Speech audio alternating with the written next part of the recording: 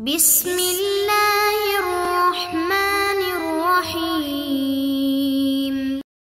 Sekarang bagaimana tentang anak-anak Adam, dan ruh mereka, dari mana ruh mereka datang?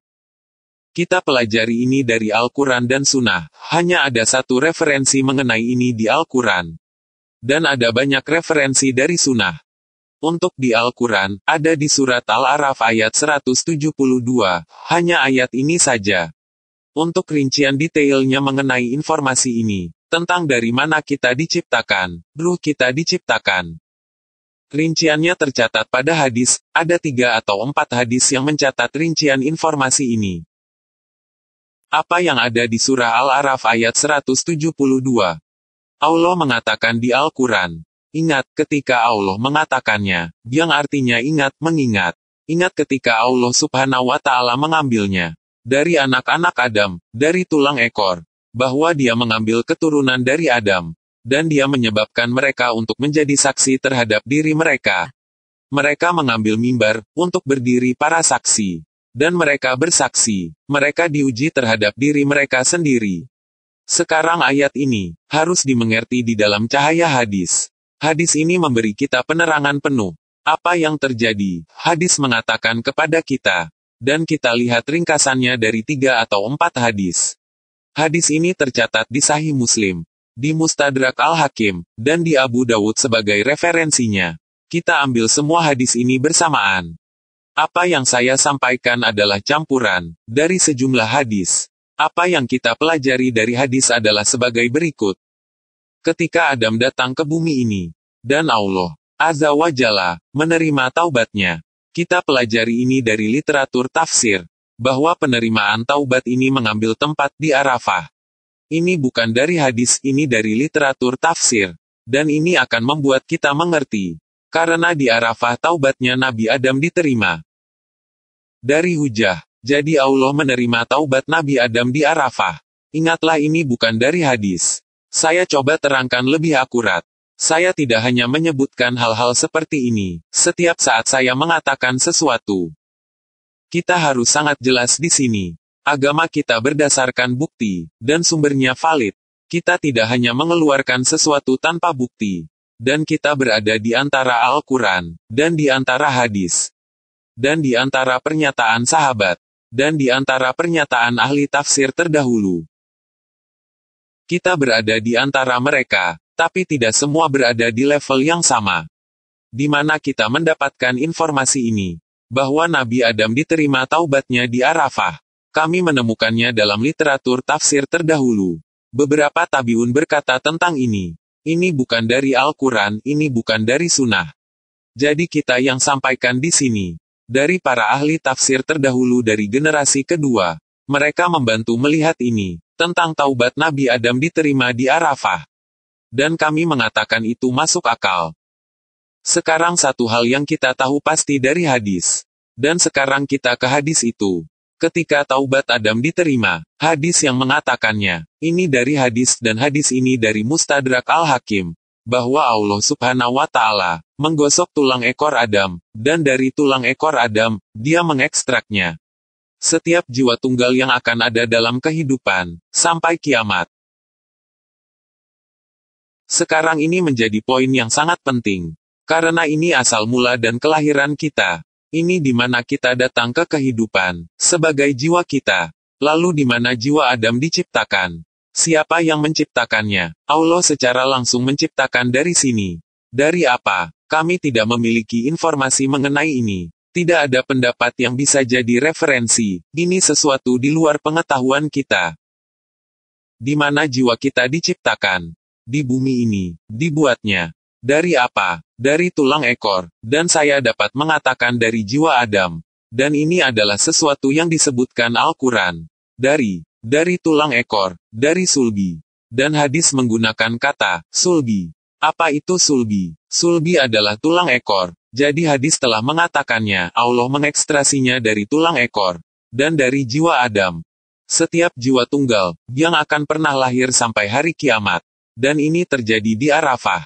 Jadi ketika kita ke Arafah saat melakukan haji, kita selalu mengatakan, kita lahir di Arafah. Dan merupakan kebenaran untuk pernyataan ini. Kita lahir di Arafah, kelahiran spiritual kita. Kelahiran secara fisik kita, di mana ibu kita melahirkan tubuh kita. Tetapi ruh kita dilahirkan di Arafah, ini ada di hadis. Jadi Allah Subhanahu wa Ta'ala menciptakan ruh kita dari Adam langsung, dan ruh ini itu ada tanpa tubuh. Tidak ada tubuh nyata, hanya ruh. Ini adalah awal ruh kita, dan ruh selanjutnya. Al-Quran mengatakan kita seperti itu. Dia menyebarkan ruh ini untuk jadi saksi terhadap diri sendiri. Anda akan melihat dalam sudut pandang kami. Kami memiliki sesuatu yang dipanggil kelima tahapan. Apa kelima tahapan? Yaitu kelima tahapan perjalanan ruh. Tetapi di hari pembalasan, dan sekarang, tidak ada tahap yang kelima. Pada hari pembalasan, tidak ada tahap yang kelima. Tubuh Anda akan ditanya baik dan buruk. Dan kita tidak membahas dulu kelima tahapan tersebut. Dan Allah berbicara langsung ke jiwa. Dan apa saja pertanyaannya? Ini dari Al-Quran, dan ini disebut Yaumi Alas. Secara pasti setiap manusia terikat dengan lainnya. Sejak hari yang dikenal Yaumi Alas. Itu juga dipanggil hari Mitsak, perjanjian antara kita dengan Allah. Karena ini adalah Mitsak, dan Nabi Shallallahu Alaihi Wasallam berkata, Nabi Shallallahu Alaihi Wasallam mengambil mitsak dari anak-anak Adam di Arafah. Jadi kata mitsak yang digunakan, apa itu mitsak? Mitsak adalah perjanjian, sebuah perjanjian. Sehingga ada perjanjian, apa saja perjanjiannya? Apa kondisi dari perjanjiannya? Sangat sederhana, tidakkah kau tahu aku Rabbmu? Dan lagi ini sangat tegas. Karena Allah tidak mengatakan, saya adalah Rabbmu. Dia hanya bilang tidakkah kau tahu aku Rabbmu? Aku bukan Rabbmu. Apa perbedaan antara pernyataan tadi? Saya adalah Rabbmu versus mengatakan, saya bukan Rabbmu. Hal pertama ini adalah sebuah mekanisme pengajaran. Hal pertama yang Anda katakan kepada seseorang. Kepada siapapun yang belum tahu apapun. Hal pertama yang Anda katakan kepada seseorang. Pada sesuatu yang masih kosong. Anda beritahu dia ini adalah Tuhanmu. Ini adalah nabimu, ini Al-Quranmu. Anda mengajarkannya. Kedua merupakan pertanyaan yang tidak perlu dijawab, atau rhetoric question. Yang Anda katakan ini bukan untuk mengajarkan. Yang Anda katakan, untuk mengkonfirmasi sesuatu yang sudah diketahui. Untuk mengkonfirmasi, pertanyaan yang tidak perlu dijawab. Tidak digunakan untuk mengajarkan. Pertanyaan retoris digunakan, untuk mengkonfirmasi sesuatu yang sudah diketahui. Allah tidak perlu mengajarkan kita, itulah Tuhan kami. Apakah kamu mengerti? Ini adalah poin dengan makna yang sangat dalam. Allah tidak perlu mengajarkan kita, siapa yang menciptakanmu. Siapakah Tuhanmu? Allah tidak perlu melakukannya, Allah hanya secara sederhana menegaskan. Apakah saya bukan Tuhan? Dan apa yang akan kita semua tanggapi? Al-Quran mengatakan, ya Allah adalah Tuhan kami. Ya kita sudah menegaskan Anda adalah Tuhan kami. Sekarang di titik waktu ini, kami adalah jiwa. Pertanyaannya, apakah pada jiwa-jiwa ini telah dikirim Nabi? Ya atau tidak? Tidak. Apakah jiwa ini sudah memiliki wahyu, Al-Quran, Taurat, Zabur? Tidak. Jiwa ini akan berubah sampai memiliki akal dan keingintahuan di bumi ini, dan melihat ayat Allah. Jadi bagaimana jiwa diharapkan bisa tahu sesuatu? Ketika tidak ada wahyu, tidak ada pemberitahuan, tidak ada nabi, tidak ada ayat. Bagaimana mereka harus mengetahui? Dengan fitrah Allah menciptakan jiwa. Fitrah adalah sesuatu yang sudah terprogram di jiwa kita. Jadi jiwa di mana? Tersebar di depan Allah. Bagaimana kita tahu tentang ini? Ini ada di hadis. Nabi Shallallahu Alaihi Wasallam mengatakan, dia menyebarkan semua jiwa ini di depan dia. Allah menyebarkan semua jiwa ini. Adam ada di sana. Kita semua ada di balik Adam. Ini terjadi di Arafah. Berapa banyak ruh? Setiap ruh ada, kami ada di sana. Bahkan wanita kami ada, anak-anak kami ada di sana. Semua orang yang akan pernah hidup dan bernapas. Bahkan setiap napas ada, semua kita ada. Dan kemudian dia mengambil perjanjian, ini adalah mitsak. Ini adalah penciptaan jiwa kita, jiwa ini. Kita ke referensi berikutnya, dari hadis Sahih Bukhari Sahih Muslim. Di hadis Ibnu Mas'ud, bahwa Allah Subhanahu wa Ta'ala, pada dasarnya Dia melakukan penciptaan dari janin di dalam rahim ibu, sampai akhirnya, sejumlah hari tertentu, lalu malaikat datang dengan ruh, dan malaikat meniupkan ruh ke janin. Lalu siapa yang meniupkan ruh ke Adam? Allah Subhanahu wa Ta'ala. Siapa yang meniupkan ruh ke kita? Saya dan kamu, dan anak-anak kita dan nenek moyang kita. Malaikat. Perbedaan besar, Allah memberi Adam ruh secara langsung, Adam terhormat dalam beberapa cara. Dan untuk kita, malaikat meniupkan ruh ke janin. Sekarang kita akan membahas apa itu kelima tahapan perjalanan ruh. Kita bahas sekarang. Nomor 1, tahap pertama. Dari penciptaan sampai sebelum janin. Kita tidak memiliki informasi tentang ini, bahkan dari Al-Quran dan Sunnah. Informasi nol, tidak ada. Tahap kedua, ketika ruh ditiupkan ke janin. Dan itu tetap di dalam tubuh, dan terutama yang ini kita anggap benar sekarang. Dan kita dapat memanggil ini sebagai tahap bangun. Tahapan anak atau pria muda atau pria tua. Ketika mereka bangun, dan ini adalah tubuh dan jiwa, bersama dan bergabung dalam satu. Dan tahap kedua itu adalah ketika mereka sadar. Ini adalah tahap terbangun. Ketiga adalah tahap tertidur. Dan tahap tertidur, ruh meninggalkan tubuh. Tapi sementara, ruh meninggalkan tubuh tetapi sementara. Dan ada suatu koneksi antara ruh dengan tubuhnya. Apa koneksi itu? Kita benar-benar tidak tahu, tapi ada suatu koneksi. Dari pendapat Ibnu Al-Qayyim di kitab Al-Ruh. Dan dari pendapat lainnya, suatu koneksi yang menjadi beberapa jenis benang koneksi. Seperti benang sangat tipis yang tak terlihat, antara badan dan ruh. Bahwa ruh dan tubuh masih ada sesuatu. Ini bukan benang sebenarnya, Anda tidak bisa memotongnya. Itu benang metafisis. Itu benang dari dunia ruh bukan dari dunia tubuh. Ruh dan tubuh terhubung. Dan itulah mengapa, saat sesuatu terjadi pada badan, ruh akan kembali, dan Anda hanya bangun saja. Apa yang terjadi? Seperti itulah ruh kita, datang dan segera kembali. Ketika Anda bangun oleh suatu goncangan, itu akan membuat ruh datang kembali. Jadi informasi mengenai pemisahan ruh dari tubuh selama tidur, adalah sesuatu yang tegas dalam Quran dan Sunnah. Ini adalah sesuatu yang sangat jelas, dan itu adalah bagian dari teologi kita untuk diyakini.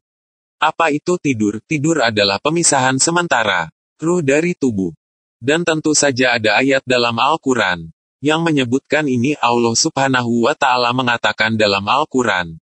Allah Subhanahu wa Ta'ala mengambil dua ruh. Allah mengambil dua ruh, dua kategori. Nomor 1, ketika jiwa mati, ketika mereka mati.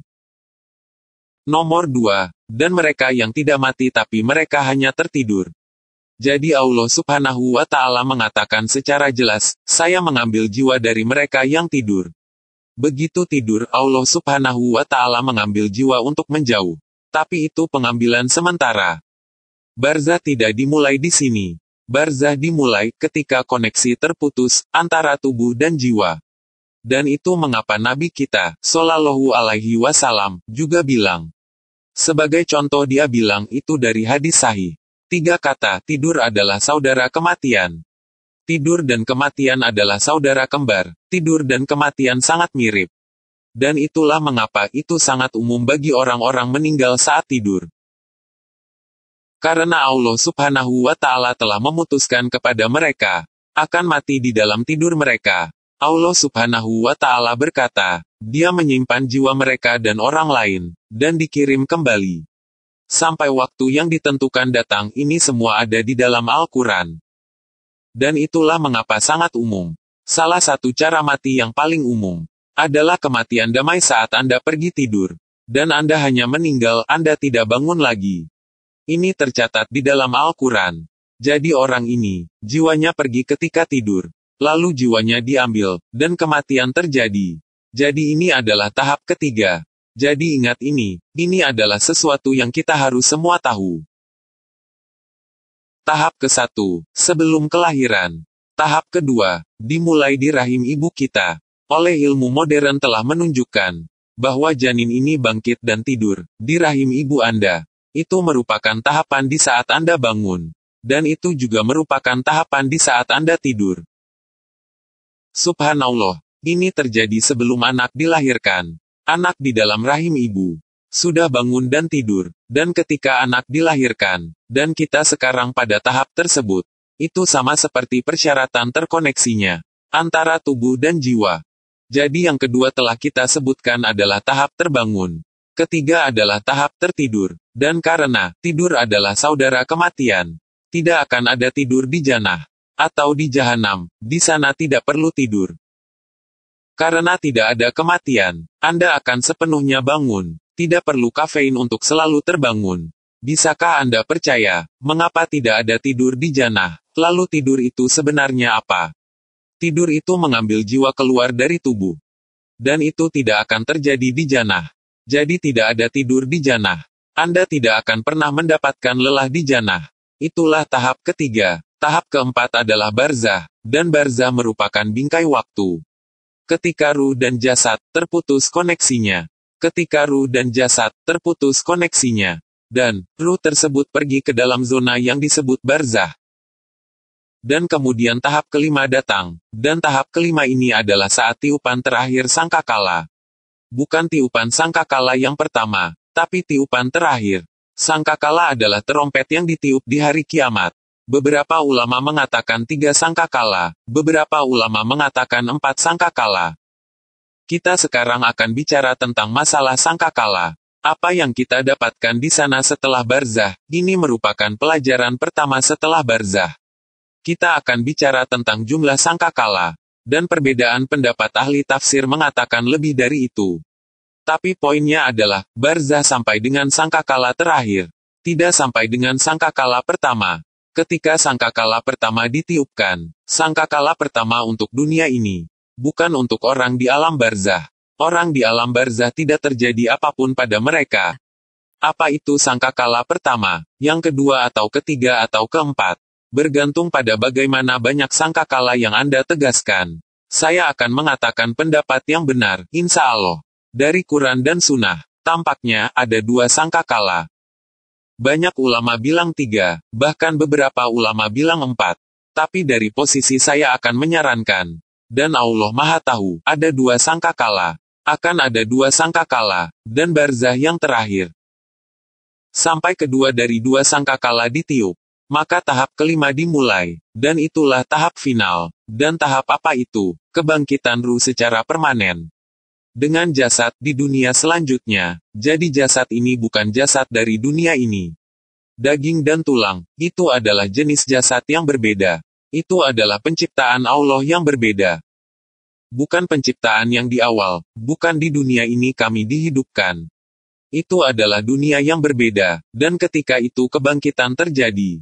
Yang akan menjadi kebangkitan permanen, dan kebangkitan yang paling sempurna. Dan itulah mengapa tidak ada kematian, tidak ada tidur, tidak ada kelelahan, tidak ada masalah negatif yang terjadi. Ruh dan jasad terkoneksi sepenuhnya. Terima kasih telah menonton video ini. Dukung terus Alkisah agar lebih baik dengan mengklik tombol subscribe dan aktifkan loncengnya. Semoga bermanfaat, amin.